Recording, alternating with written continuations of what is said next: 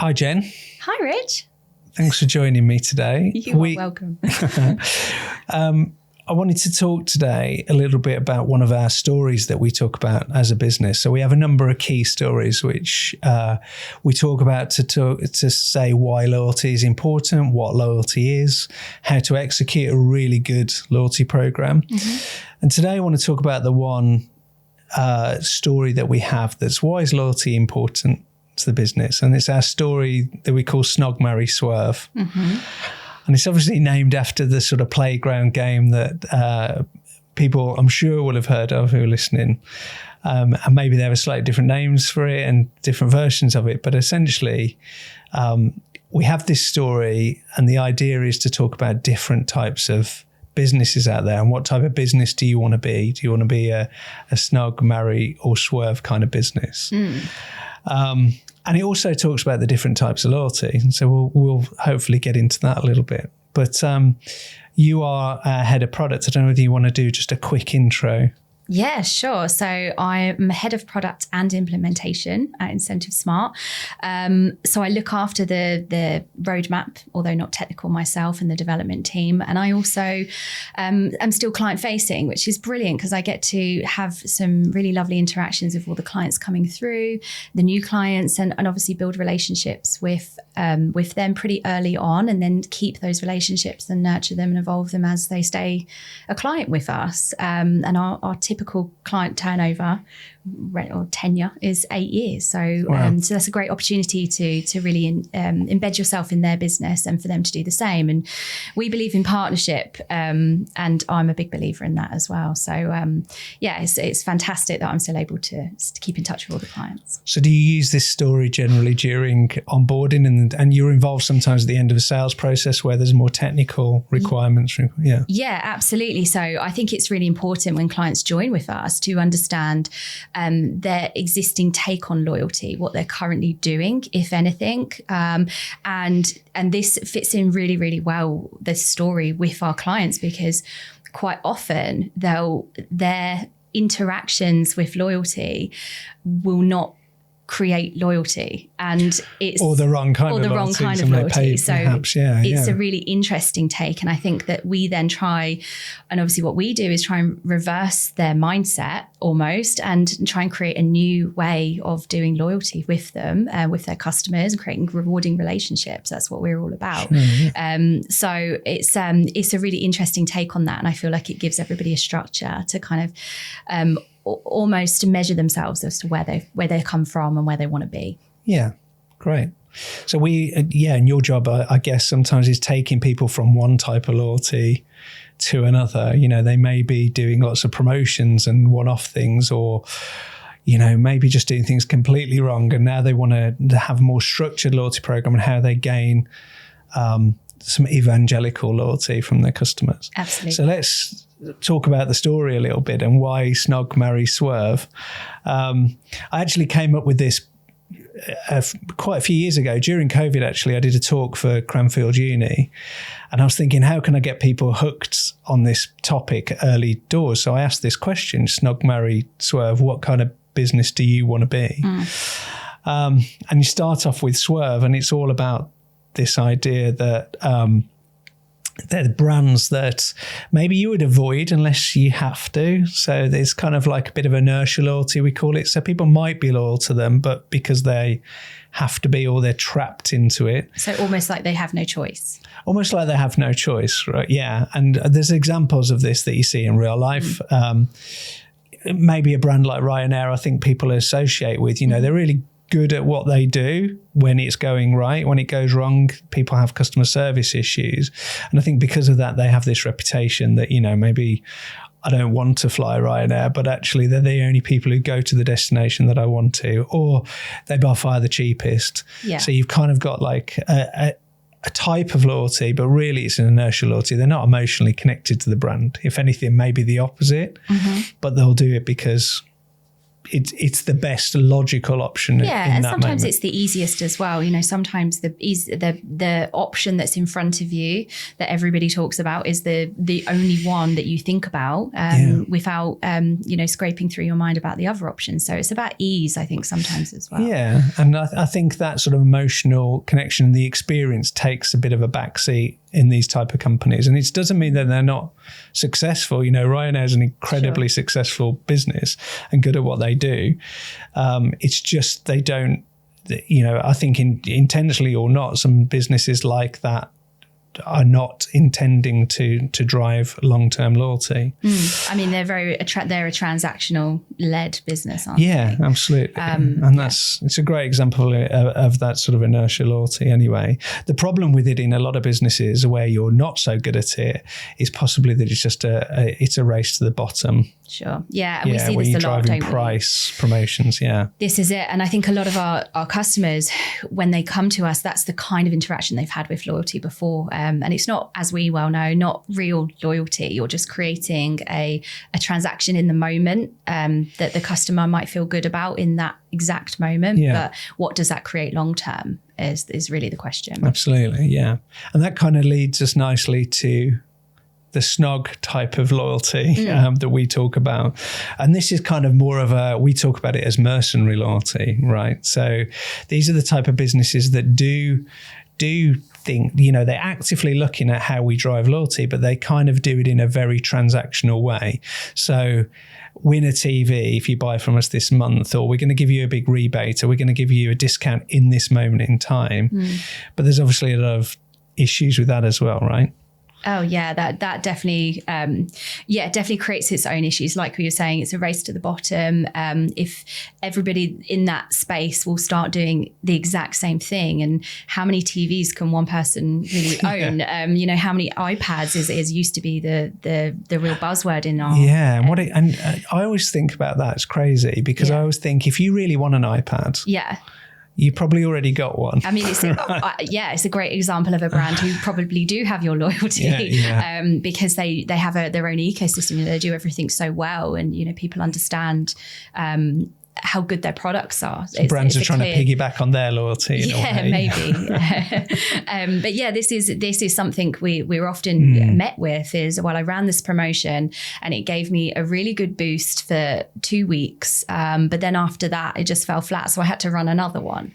It's, how long do you keep going with these kind of very short term, very, very punchy things, but not necessarily the things that are driving the right behaviors in your business? Exactly. It makes me think we've got an automotive client, right? And the whole industry, when we first started working with this company, was offering quick short-term promotions, these kind of mercenary things that they'd offer top sales this month and you get a bike or a TV or an iPad or whatever it might be, some vouchers.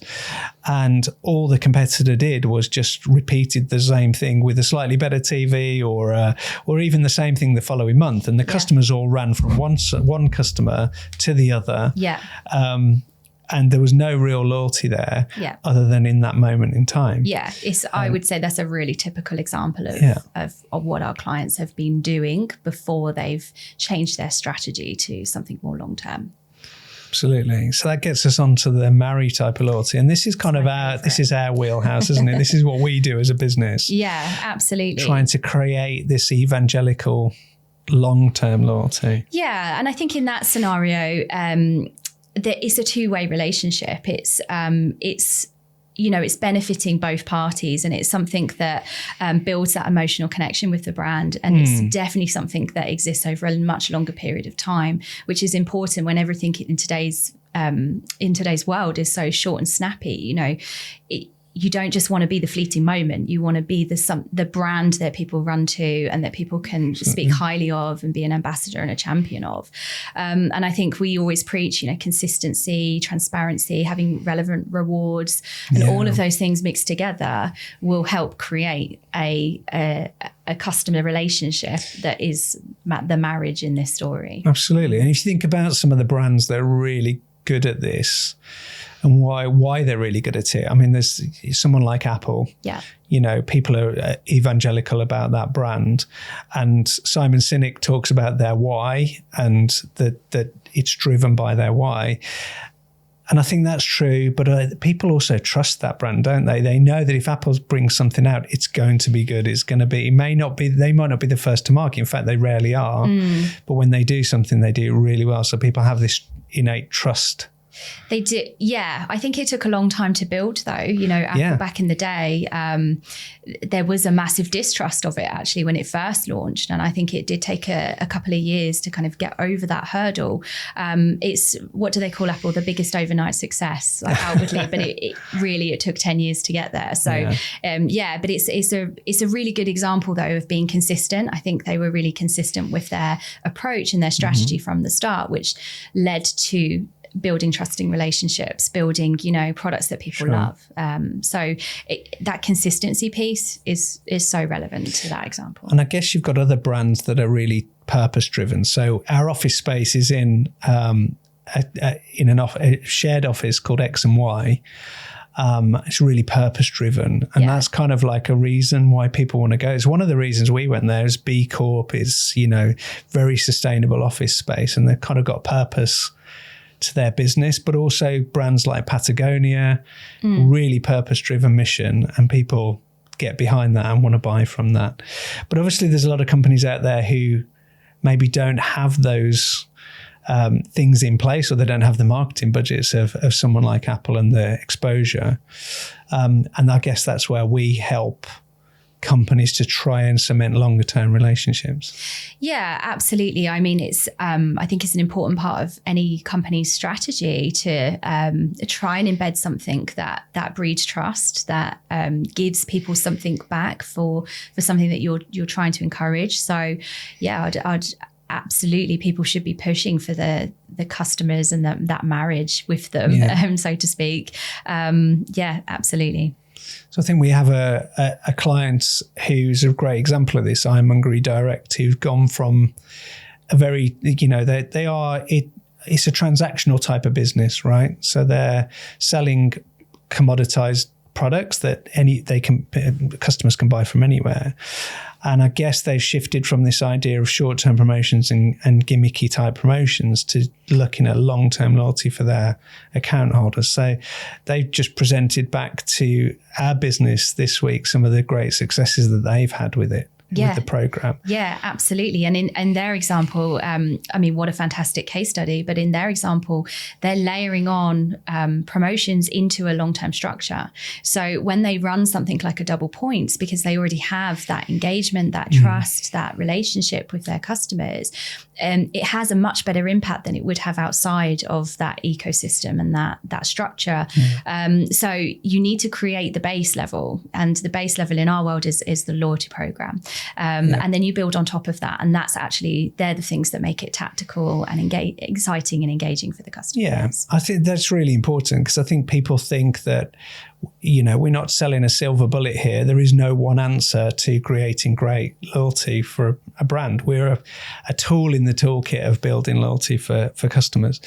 Do you think, sort of circling back to this idea that taking people through this journey, that companies can transition from one type of loyalty or no loyalty at all to being a company that has evangelical customers? Yeah, it's absolutely possible. We've seen it happen many times, which is amazing. And I think that our wraparound care and our servicing that we offer as part of our loyalty service agency side will ensure that the communication of your program is relevant and personalised enough to land with the right person at the right time. And I think that's really key now, is to get people on board and to get people understanding what you're trying to gain, is just keeping that really consistent communication piece. And I think that's the difference maker between a good loyalty program and something that doesn't stay at the forefront. Yeah, and as you were talking there, I was thinking about a great industry example is Tesco Club Card. when they first launched that, it was really sort of groundbreaking, and you're in an industry where everything's very price sensitive, and people, would go to it was all driven by who's got the cheapest milk, who's got the cheapest bread, and this sort of, the essentials basket was the thing that drove behavior. And they launched Clubcard to be more personalised. Obviously, it's a great data gathering tool as well for them. Sure. But for the individual, I know people who will drive past a petrol station to go and get their petrol from Tesco because they get their Clubcard points and do things like almost irrational behaviour sometimes. Yeah. Even if the petrol's more expensive in some cases, right? Absolutely. Yeah. And I think they kind of took a loyalty strategy and really built on it. And the thing they do really, really well, like you say, is that personalised element. So when you come to spend your points, they encourage you to spend it on days out and trips and adventures with your family. And just that encouragement to do that, I think is the key driver for people repeating the same behaviour again. Absolutely, yeah. And there's a great book on it, Scoring Points, which I've read. I don't know whether you've read it, but it's around Tesco Clubcard and how they launched it. It's really excellent. So for the listeners. So yeah, I think that's a great discussion. I think we could go on for days, and we probably should do another. We could. We should probably do another chat about these different types of loyalty and how we kind of help drive those behaviours as well. So we'll do that separately. But yeah, just I suppose leave people with this thought about what type of business they currently are, what type of loyalty they're currently engendering, if any, and how they would like to change that. And just remains for me to say thanks for joining me. Thank you. Thanks, Jim.